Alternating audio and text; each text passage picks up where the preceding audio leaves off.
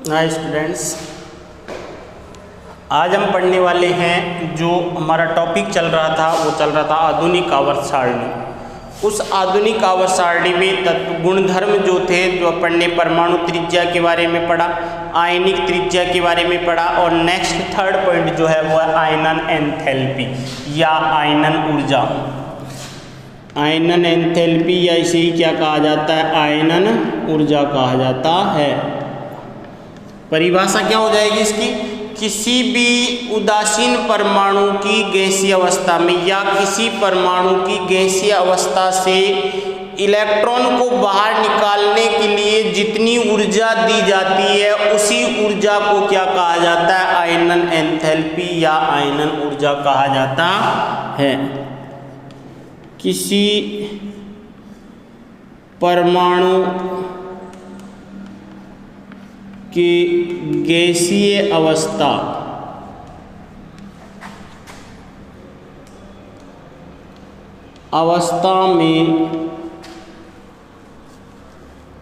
में से इलेक्ट्रॉन को बाहर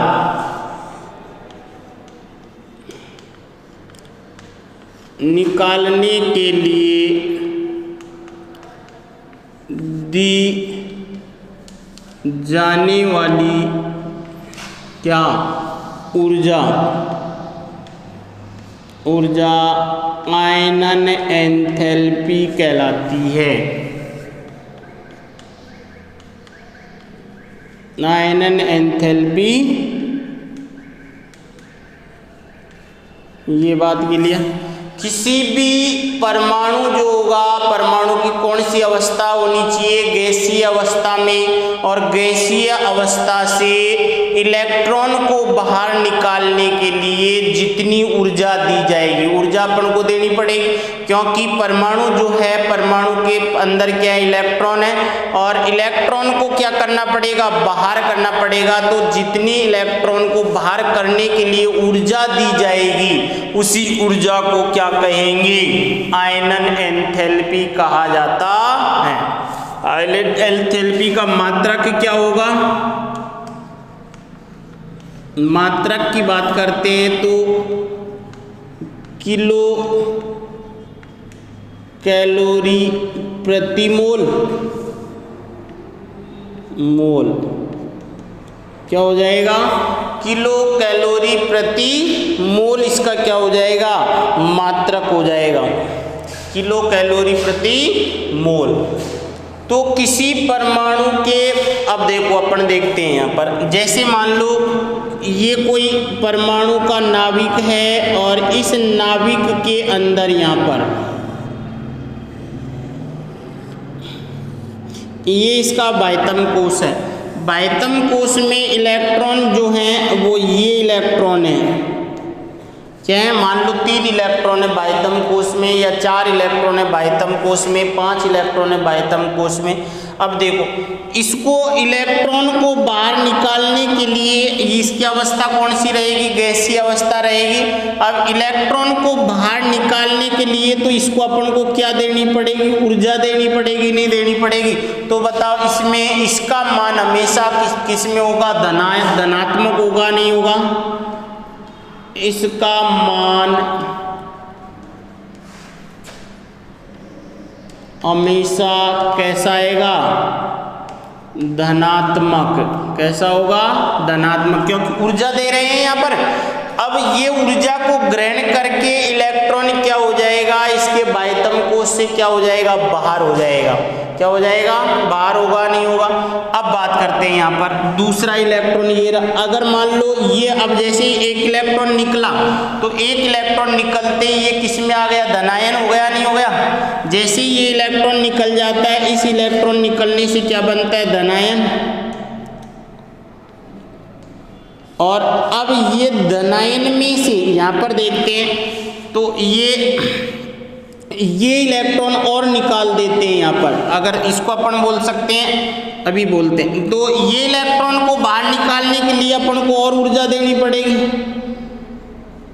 देनी पड़ेगी, नहीं देनी पड़ेगी, देनी पड़ेगी। तो ऊर्जा देनी पड़ेगी, ये इलेक्ट्रॉन क्या हो जाएगा, बाहर निकल जाएगा, नहीं हो जाएगा। तो यहाँ से एक इलेक्ट्रॉन क्या निकल गया, बाहर निकल गया धनायन से। तो धनायन से और इलेक्ट्रॉन बाहर निकल गया तो क्या हो जाएगा, धनायन +2 आएगा, नहीं आएगा।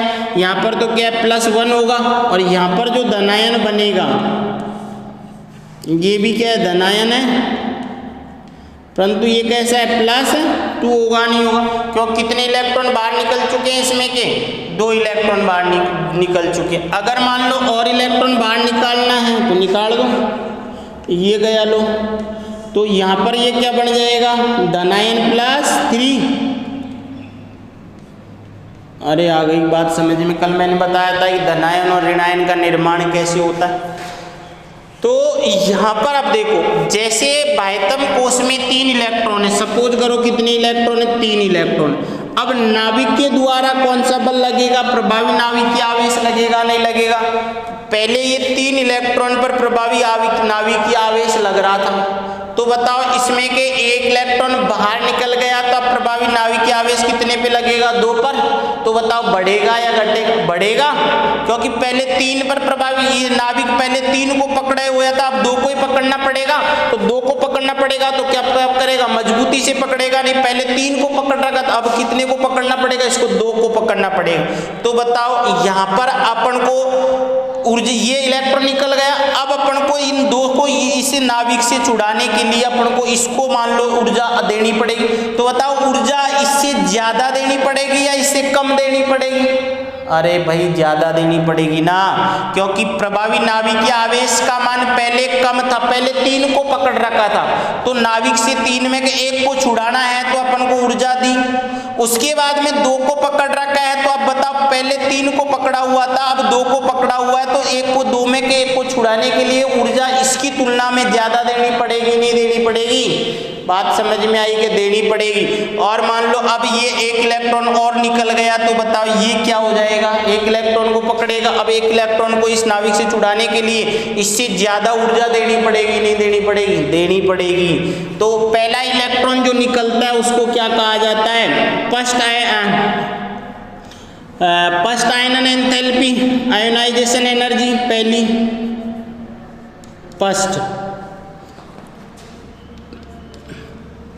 First ionization energy. उसके बाद में अगर बात करते हैं तो ये क्या हो जाएगी, सेकंड आयोनाइजेशन एनर्जी, और ये क्या हो जाएगी, थर्ड हो जाएगी, नहीं हो जाएगी, अरे हो जाएगी क्या। अब बताओ किसका मान ज्यादा होगा, कौन सी ऊर्जा का मान ज्यादा होगा, फर्स्ट सेकंड थर्ड का मान ज्यादा होगा। तो थर्ड जो आयोनाइजेशन एनर्जी जो होती है उसका मान ज्यादा, किसकी तुलना में, सेकंड की तुलना में। और बताओ सेकंड से कम किसका होगा, फर्स्ट का होगा, नहीं होगा। ये अपन ओनली किसकी बात कर रहे हैं, अपने 10th क्लास की बात कर रहे हैं, ध्यान रखना, किसकी बात कर रहे हैं यहाँ पर, 10th क्लास की, क्योंकि हायर क्लास में इनका ऑर्डर क्या हो जाता है, चेंज हो जाता है। अपन 10th क्लास लेवल की बात कर रहे हैं। अब तो जो आयनन ऊर्जा जो है उसका थर्ड आयनन ऊर्जा का मान ज्यादा होगा सेकंड आयनन ऊर्जा से, उसके बाद में सेकंड आयनन ऊर्जा का फिर क्या होगा, फर्स्ट आयनन ऊर्जा का। कारण समझ में आ गया, प्रभावी नाभिकीय आवेश के कारण। दूसरे तरीके से मैं समझाता हूँ, अगर मान लो कि इसमें 3 इलेक्ट्रॉन है, प्रभावी नाभिकीय आवेश 3 को पकड़ा हुआ है, उसके बाद में एक इलेक्ट्रॉन निकल गया, प्रभावी नाभिकीय आवेश क्या हो गया, कम हो, ज्यादा हो गया, नहीं हो गया। तो ज्यादा छुड़ाने के लिए क्या करना पड़ेगा, ऊर्जा भी ज्यादा देनी पड़ेगी, अरे देनी पड़ेगी, नहीं देनी पड़ेगी। उसके बाद में 1 को छुड़ाने पड़ेगी, तो 1 की ऊर्जा देनी पड़ेगी, नहीं देनी पड़ेगी। अरे मेरी बात समझ में आई क्या। तो यहाँ पर ये बात समझ में आ रही है, नहीं आ रही। तो फर्स्ट आयनन ऊर्जा का मान सबसे कम होगा, उसके बाद में सेकंड का, और सबसे ज्यादा किसका होगा, थर्ड आयनन एंथैल्पी जो होती है उसका मान ज्यादा होगा। कारण समझ में आ गया, क्योंकि जैसे जैसे इलेक्ट्रॉन निकलते जाते हैं वैसे वैसे क्या बढ़ता जाता है, प्रभावी नाभिकीय आवेश का मान बढ़ता जाता है। इलेक्ट्रॉन निकलने के साथ ही प्रभावी नाभिकीय आवेश का मान बढ़ेगा और आकार क्या होगा, छोटा होगा, और आकार छोटा होगा तो क्या होगा, आयनन ऊर्जा की मान भी क्या हो जाएगा, ज्यादा होगा, नहीं होगा। अब ये बात करते हैं अपन, यही बात आवर्त सारणी है, किसमें, यही बात करते हैं अपन आवर्त सारणी।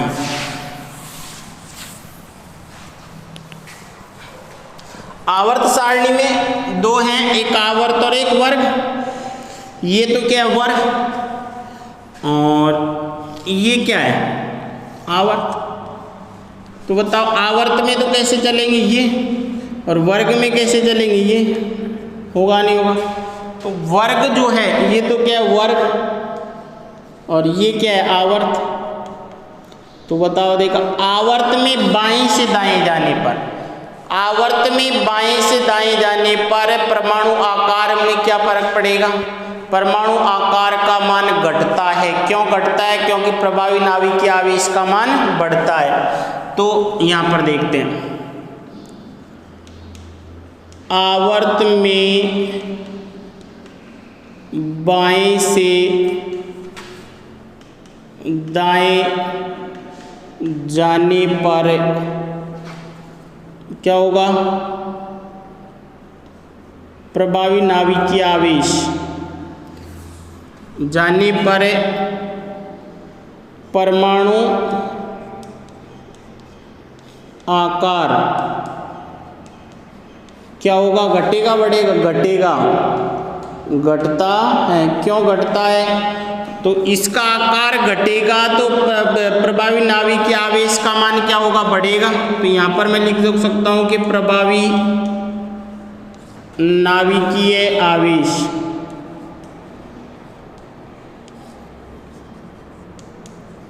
अर्थात प्रभावी नाभिकीय आवेश का मान बढ़ता है तो आकार क्या होगा, घटेगा, और इसका मान घटता है तो इसका मान क्या होगा, बढ़ेगा। व्युत्क्रमानुपाती हो गए, नहीं हो गए। तो आवर्त में बाएं से दाएं जाने पर परमाणु आकार क्या होता है, घटता है, और प्रभावी नाभिकीय आवेश का मान बढ़ता है। यह अपन इसको ऐसे लिख देता हूँ, आवर्त में बाएं से दाएं जाने पर प्रभावी नाभिकीय, बात एक ही है, कान चाहे इधर से पकड़ो चाहे इधर से पकड़ो। आवर्त में बाएं से दाएं जाने पर प्रभावी नाभिकीय आवेश का मान क्या होगा, बढ़ता है, क्योंकि कोषों की संख्या तो वही होती है परंतु नाभिक पर क्या बढ़ता, आवेश बढ़ता है। तो बताओ यहाँ पर आवेश क्या बढ़ता है तो आकार क्या होगा, अतः आकार क्या हो जाएगा, आकार घटता है, और आकार घटेगा तो बताओ क्या होगा, आयनन एंथैल्पी का मान बढ़ेगा या घटेगा, बढ़ेगा। तो अतः आवर्त में बाएं से दाएं जाने पर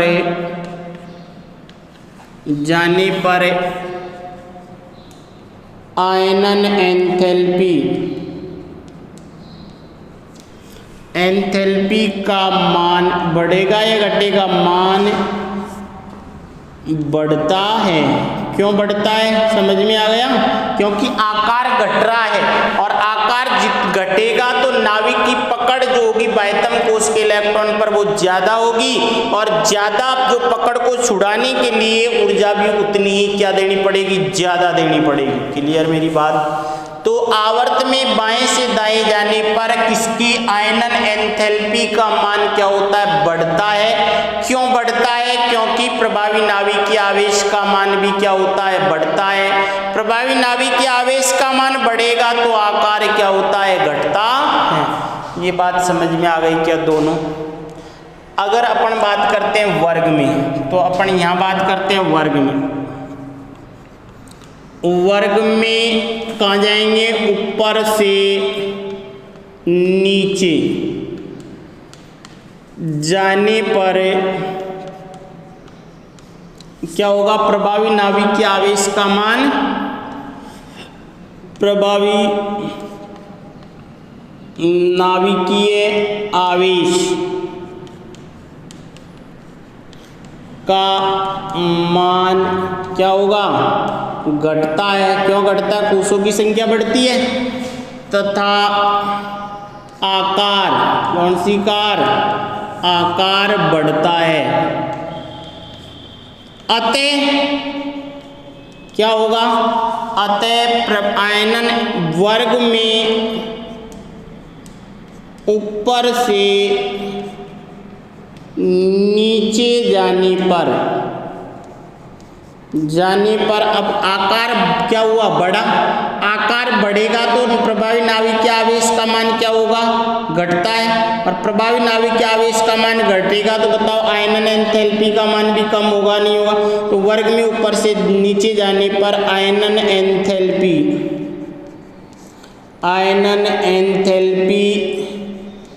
का मान क्या होगा, घटता है। बात समझ में आ गई? क्यों? क्योंकि वर्ग में ऊपर से नीचे जाने पर कोषों की संख्या बढ़ती है। कोषों की संख्या बढ़ेगी तो प्रभावी नाभिकीय आवेश का मान कम होगा। प्रभावी नाभिकीय आवेश का मान कम होगा तो आकार बढ़ेगा, और आकार बढ़ेगा तो आयनन एंथैल्पी अर्थात नाभिक की पकड़ क्या होगी, बाह्यतम कोष के इलेक्ट्रॉन पर कम होगी, तो उनको ऊर्जा भी बाहर निकालने के लिए कम देनी पड़ेगी, और इसीलिए आयनन एंथैल्पी का मान क्या हो जाता है, घटता है। मेरी बात समझ में आई क्या? ये चीज क्या हुआ, तो आयनन एंथैल्पी का मान वर्ग में ऊपर से नीचे जाने पर घटता है, कारण समझ में आ गया। और आवर्त में बाएं से दाएं जाने पर आयनन एंथैल्पी का मान क्या होता है, बढ़ता है, उसका भी कारण समझ में आ गया। क्लियर? तो ये थी अपनी की आयनन एंथैल्पी। क्लियर?